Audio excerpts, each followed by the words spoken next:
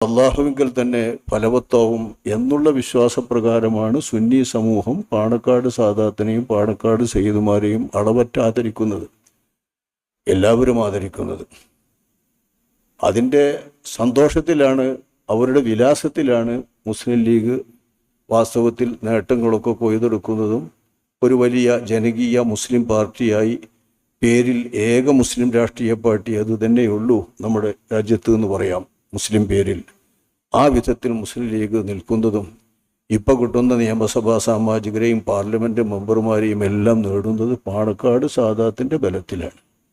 അത് ഇടയാളന്മാർ വേണ്ട എന്നുള്ള ചിന്തക്കല്ല, ഇടയാളന്മാർ വേണം, ഇവരിടയാളന്മാരാണ് എന്ന ചിന്തയുടെ അടിസ്ഥാനത്തിലാണ്. എന്നിരിക്കെ ലീഗിൻ്റെ വേദിയിൽ അങ്ങനെ സംസാരിച്ചാൽ ഈ സംസാരിക്കുന്നവർക്ക് തന്നെയാണ് അതിൻ്റെ കോട്ടം വരിക എന്നല്ലാതെ മുജാഹിദ് പ്രസ്ഥാനത്തിനോ വഹാബി പ്രസ്ഥാനത്തിനോ